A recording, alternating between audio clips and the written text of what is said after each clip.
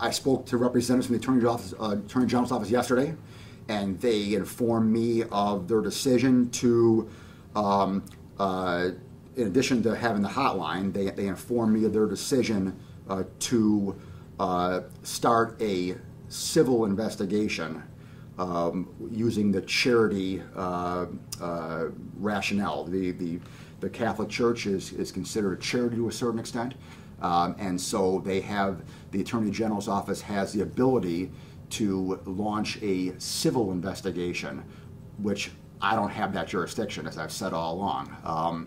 So they have the authority to issue subpoenas as part of that civil investigation.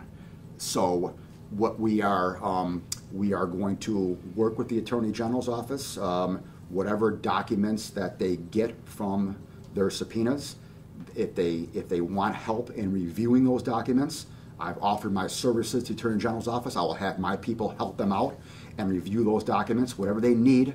I'm here to help. And if those documents that they get show any prosecutorial crimes, meaning within the statute of limitations, then I will investigate those matters for criminal prosecution.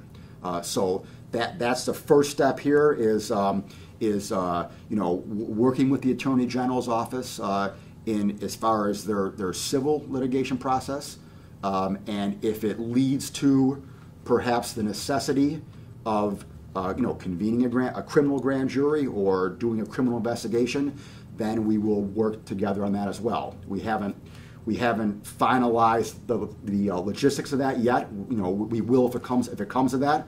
But right now, I have offered my services to the Attorney General's office if they need any help in reviewing the documents that they get as part of the subpoenas that they're issuing out here. My people stand willing and ready to help. So is that basically the most expedient process for you to essentially get these documents because they have that ability to get it civilly? Then boom, they just kind of circle it around you, whereas you wouldn't be able to necessarily get those documents. Correct. I would have to convene a grand jury and then issue grand jury subpoenas in order to get those documents. So you could have done it either way, but I mean, think about it. They're doing a statewide investigation. The Buffalo Diocese covers all 8 counties of Western New York. I only have jurisdiction in Erie County, so I really can't do a full investigation of the entire Buffalo Diocese, all 8 counties. I can just do an Erie County investigation. Now again, Erie County is the biggest county. Erie County has the most precedent. I get that. So if it comes to that, we can do that. But the way the Attorney General decided to do this by doing a statewide investigation into all 8 dioceses across the state, is a good first step. It is a mechanism where we can now get documents now and review the documents and then see what they say and then go from there. How long do you expect this entire investigation to take? I have no idea. I mean, the one in Pennsylvania took 2 years. I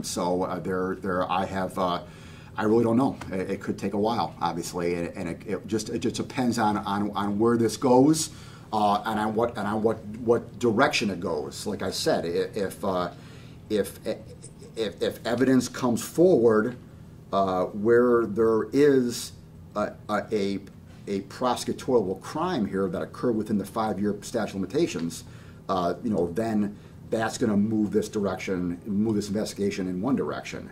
If it doesn't show any crimes that occurred in the past 5 years, and the Attorney General said yesterday, there's a good chance it won't. We remember in Pennsylvania, their 2-year investigation in Pennsylvania technically did not, in and of itself, reveal any prosecutorial crimes. There's two people, individuals, from my understand, who are going to be prosecuted down there in Pennsylvania, but those 2 individuals were able to be prosecuted outside of the entire statewide investigation. They had additional evidence, and they were doing a separate investigation on that. So in reality, of the 1,000+ children involved and the 300+ priests involved in that 2-year investigation, 0 were able to be prosecuted out of that investigation. So there's a good chance here that in this statewide investigation the AG is doing, that there's going to be no cases that are going to be able to be prosecuted. And so the public needs to realize that. I think the public understands that, because I've been telling them that for the past 2 months, that, like, as of right now, I have no evidence at all. I have not had one witness come forward. I have not seen any witnesses or seen any evidence at all. Not zero evidence that shows me that a crime has occurred within the past 5 years. Again, if anyone has any information, I want to hear about it. I have, like I said, I have proactively reached out to the civil attorneys involved here. There's a civilian law firm out of Minnesota that is active in these cases. I have reached out to them and said to them, hey, if you have any cases that are close, let me know. Steve Boyd here in town seems to be one of the leaders, civil attorneys, on these abuse claims. I've talked to Steve Boyd and said, hey, if you have any cases that are close, let me know. So I have been proactive in trying to get victims to come forward and information to come forward that are within the 5 years. As of right now, I haven't had any. So we'll see where this investigation goes by the AG, and I can assure the community that if any are within the statute of limitations, they will be prosecuted. So any possible thing that could be charged, every single iteration would have to be within the last 5 years? Well, it had to be 5 years for a felony. If it's only a misdemeanor, it'd be a year. So take, for example, really one of the only charges that you can file against, say, an administrator, like someone higher up in the Catholic Church.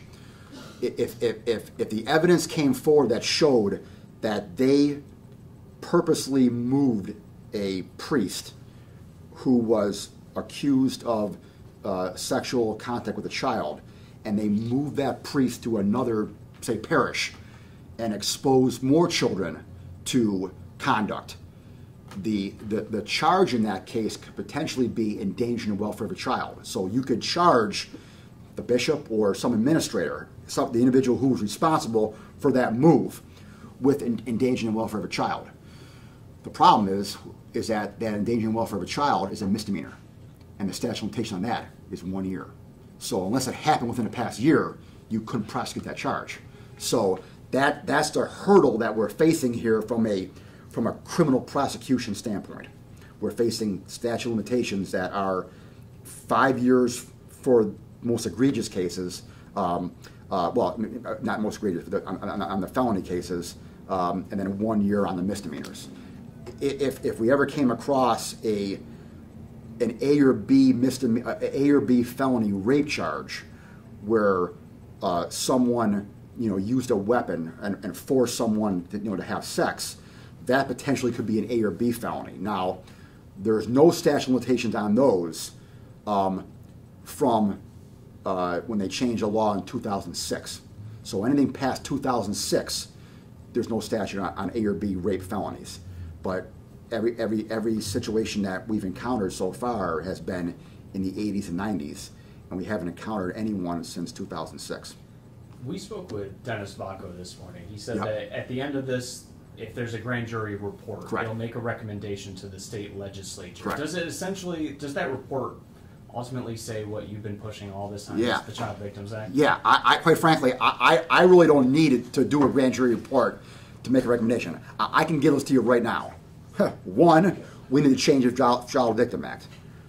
2, we need to make clergy part of the list of mandatory reporters, and have just like teachers are and other people who are in professions that deal with children, who have mandatory reporting requirements if people find out that they have engaged in inappropriate conduct with children. We need to add clergy to that list. That's number 2. Number 3, we need to make it a felony for anyone who purposely transfers, any clergy member who transfers a priest from one situation of being around children, knowing that they committed an act against children, to another situation, putting them around children. Instead of that being endangering the welfare of a child, a misdemeanor, we need to make that a felony. So right there, I can rattle off 3 recommendations right now. I don't need a grand jury report for that. That's what needs to be done immediately.